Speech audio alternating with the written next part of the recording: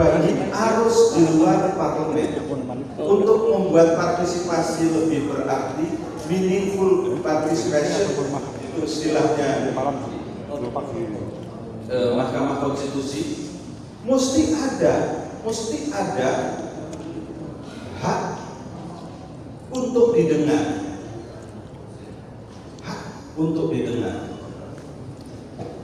right to be heard, hak untuk didengar.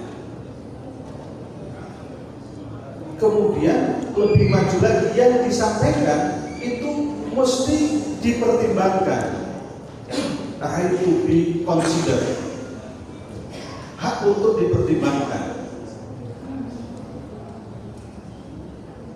Jadi yang disampaikan, didengar, itu tidak dimasukkan keranjang sampah. Intelektual yang maju di zaman itu. Tetapi 80 tahun kemudian, sekarang 2025, apakah kita menemukan perdebatan dengan referensi yang kuat di badan-badan perwakilan kita?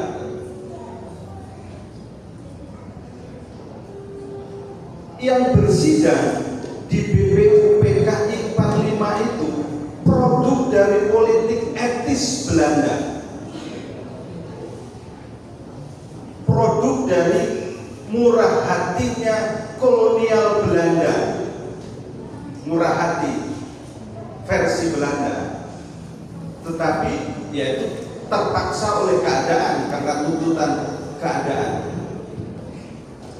Itu produknya adalah orang-orang yang menghasilkan perdebatan hebat.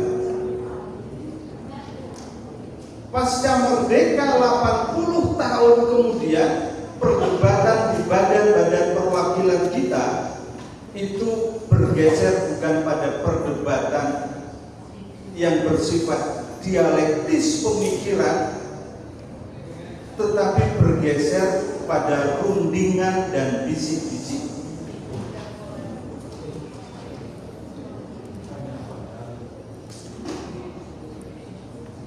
Jadi dalam banyak hal pengambilan keputusan-keputusan penting itu bukan produk perdebatan, tetapi produk perundingan dan bisik-bisik. Kalau pendekatannya ini pendekatan orang belajar ekonomi politik, berarti kebijakan itu adalah kebijakan yang transaksional. Kebijakan yang transaksional itu pasti yang menjadi pendorong adalah konsep politik, siapa dapat apa, kapan dan bagaimana.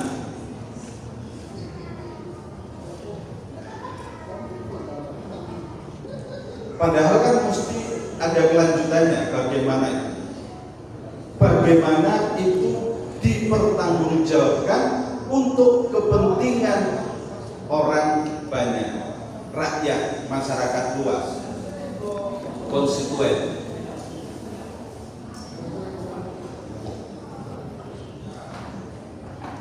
Nah, realitas seperti ini dihadapi oleh para politisi, bukan hanya para politisi, bupati misalnya, Pak Bupati akan sudah ketemu berkali-kali dengan realitas politik lokal seperti ini. Diakui tidak diakui, pasti ketemu.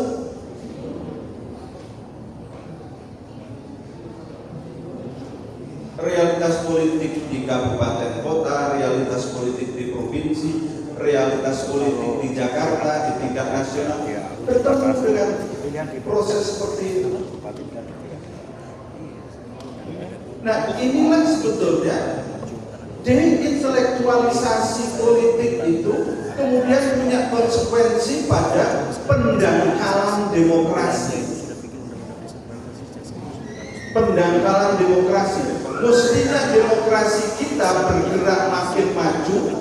Secara konseptual sering dibilang sebagai demokrasi substansial, demokrasi yang berkarakter substansi dasar kedaulatan rakyat, tetapi kemudian hanya puas berhenti pada demokrasi prosedural, dan itu demokrasi sampul, demokrasi cangkang, demokrasi yang hanya ditandai dengan peristiwa-peristiwa elektoral, padahal angka-angka elektoral itu bukan angka otentik yang lahir dari apa yang kita sebut sebagai partisipasi mandiri, partisipasi otonom dari pemilih atau rakyat.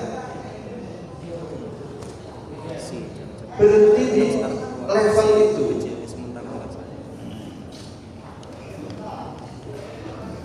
Nah, ini bukan sekedar peristiwa kultural.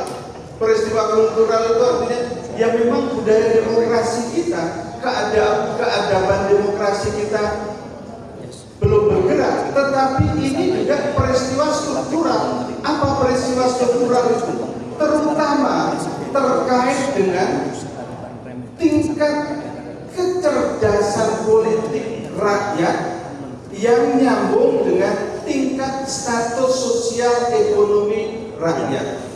Kalau mau dibahasakan ala Trenggalek, sejauh orang miskin kita jumlahnya masih besar, masih dominan, maka membangun budaya partisipatif itu tidak mudah, sulit. Miskin dalam kemiskinan dalam pengertian yang substantif ya. Kalau kemiskinan kita itu ukurannya, maaf, menurut saya upacara ukurannya. Bayangkan ukuran kita, garis kemiskinan itu pinten Pak Bupati? Sekarang kalau di Trenggalek 490.000 per kapita. Bayangkan. Kalau nasional itu kalau tidak keliru 590.000. Jadi orang yang membelanjakan, berpenghasilan dan membelanjakan, mengeluarkan untuk kehidupannya di bawah 600.000 per bulan, itu sudah tidak miskin. Jadi kalau Ibu Mimin penghasilannya 600.000 sebulan, membelanjakan 600.000 itu nabung 10.000, membelanjakan 590.000, itu sudah tidak dalam kategori miskin. Coba sampai bayangkan. Nah, Trenggalek sedikit lebih rendah. Dalam ukuran substansi orang hidup secara wajar, itu kan nggak mungkin 600.000, 1 juta misalnya. Kalau dinaikkan 1 juta, angka kemiskinan kita pasti akan naik. Bisa kita duga separuh orang Indonesia itu kategorinya miskin. Kalau batas garis kemiskinan itu 1 juta. Tapi sampai bayangkan juga, kalau sebulan 100 juta, itu Pak dosen Agus ini, ya kan? Kalau penghasilannya 100 juta, belanja 950.000, tidak dalam kategori miskin. Sampai kan sulit membayangkan hidup tidak miskin dengan angka itu kan?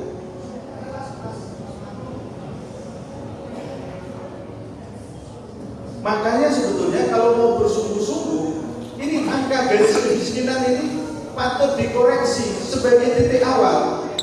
Kan angka kemiskinan itu kan bahan kampanye dimanapun. Prosentasenya berkurang, sekarang tinggal 9% secara nasional. 9% tapi ukurannya begitu. Tapi kalau dinaikkan 1 juta itu kurang lebih 50% orang miskin. Nah, bayangkan kita membangun demokrasi dengan struktur sosial ekonomi seperti ini, kemudian membayangkan ada partisipasi otonom dari rakyat, kan sulit. Yang tidak miskin dengan 600.000 tadi itu, kalau ada 100.000 di amplop, itu iman politiknya mudah bergeser. Apalagi ditambah 10 kilo. Nah, kalau ditambah 10 kilo beras. Jujur betul. Ya, Korlap. dan lain-lain. Tapi poin saya adalah Masih di expo. harus ada keberanian dari pemerintah dan kesepakatan nasional untuk sungguh-sungguh ini mengoreksi angka kemiskinan itu. Kalau sekarang angka kemiskinan 9% dengan dasar misalnya tadi 590.000 batasnya. Kesepakatan, oke nggak apa-apa. Batasnya menjadi 1 juta misalnya, lebih manusiawi. Tapi secara statistik angka kemiskinan naik dan diakui bersama. Di situ titik startnya, tidak boleh serang menyerang dengan terhadap angka kemiskinan. Jadi biar bisa dipakai. Startnya 50% misalnya. Perawatannya. Itu akan membuat pemerintah daerah makin bersungguh-sungguh mengoreksi ini. Karena kalau batas garis kemiskinan masih segitu, nanti tahun depan atau 5 tahun lagi angkanya sudah tinggal 7,5 misalnya. Orang miskin kita masih tinggal 7,5, itu kan prestasi dianggapnya. Padahal angkanya segitu, dan itu tidak mungkin kita membangun demokrasi dengan takaran seperti itu. Tidak mungkin. Lagi-lagi kalau kita kembali ke perdebatan di BPUPKI itu, ada semacam kesepakatan bahwa yang namanya demokrasi politik itu tidak mungkin tanpa demokrasi sosial, tanpa demokrasi ekonomi. Tidak ada demokrasi ekonomi kalau struktur ekonominya timpang seperti itu.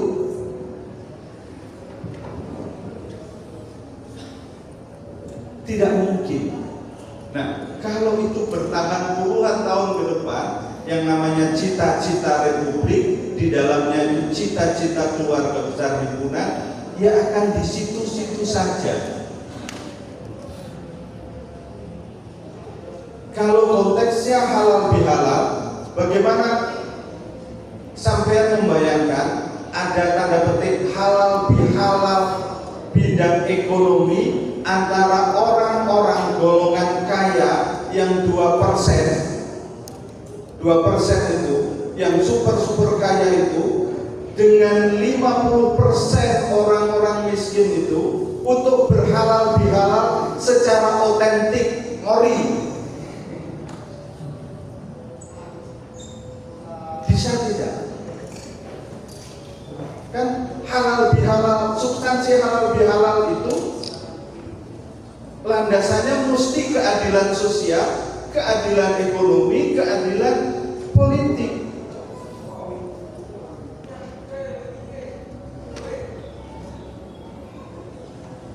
Bayangkan sampai bikin halal bihalal antara orang-orang yang kehidupannya terhalangi oleh pagar laut dengan orang-orang yang menjadi aktor-aktor ekonomi di belakang pagar laut. Halal bihalalnya seperti apa sampai bayangkan? Halal bihalal bukan pribadi, halal bihalal kebangsaan yang saya maksud. Bagaimana terbayang halal bihalal di antara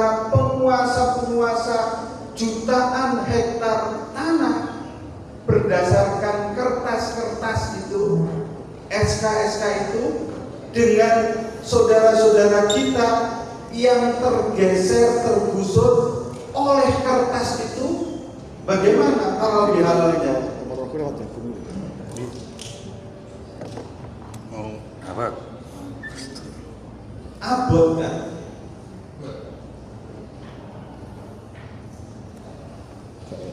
Nah, nggak boleh tak saya lanjutkan, makin abot lagi nanti. Tapi contoh-contoh kecil ini untuk mengingatkan kita bahwa mencintai Indonesia itu tidak mudah. Contoh-contoh kecil ini bagaimana menerjemahkan cinta umat, cinta bangsa, cinta negeri itu tidak gampang. Tetapi pesan berikutnya, keadaan yang tidak mudah ini tidak boleh menimbulkan pesimisme dan putus asa. Karena kita diajarkan yakin usaha sampai kapan itu kan Yakin aja mending. Yakin aja. tapi kan semuanya harus yakin. Karena yakin itulah yang kemudian cita-cita bisa dirumuskan, harapan bisa digerakkan. Kalau yakinnya tidak ada, pasti putus asa, pasti pesimis. Pesimisme dan putus asa itu adalah konstruksi mental yang tidak diperlukan oleh bangsa kita, yang tantangannya, persoalan-persoalannya dari ujung ke ujung tidak sulit kita temukan.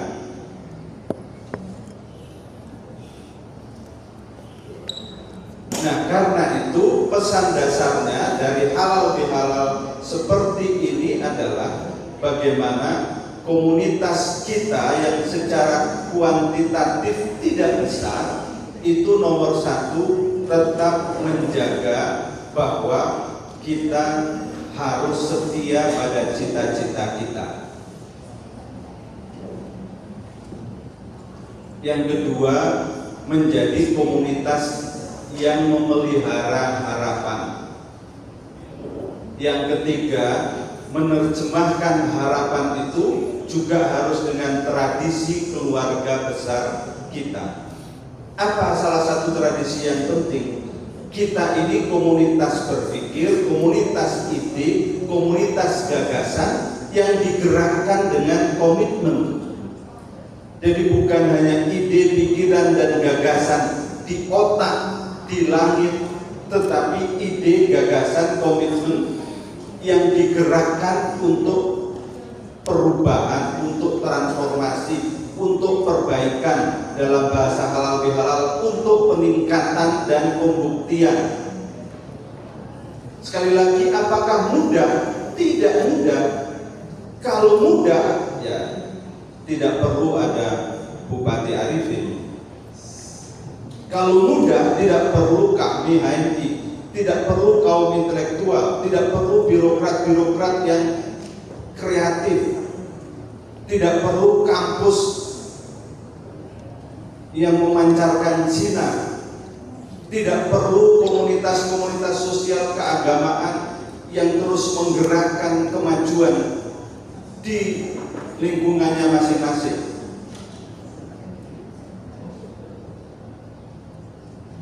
Jadi apapun keadaannya mesti optimis, mesti ada harapan, dan itu digerakkan terus-menerus karena pada dasarnya kita ini adalah komunitas pergerakan. Kita ini tidak berhenti dengan jargon Descartes itu. Saya berpikir maka saya ada. Kami berpikir, kami bergagasan, kami beride maka kami ada. Tetapi mesti lebih maju. Kami berkomitmen, kami bergerak tanpa berhenti, maka kami ada, kami hadir, kami berkontribusi, menghadirkan manfaat dan maslahat bagi lingkungan, bagi orang banyak, dan itu terus-menerus tanpa henti. Dan itulah spirit halal bihalal keluarga besar KAHMI Kabupaten Trenggalek.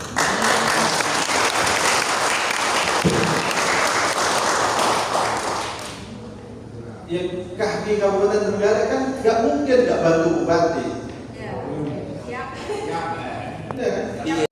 Kata-kata wanitiro. Bukan transaksional Pak Bupati. Bantuan itu metodenya bermacam-macam, termasuk Pak Bupati. Pak Bupati ini generasi baru, anak muda, pasti bisa dengan mudah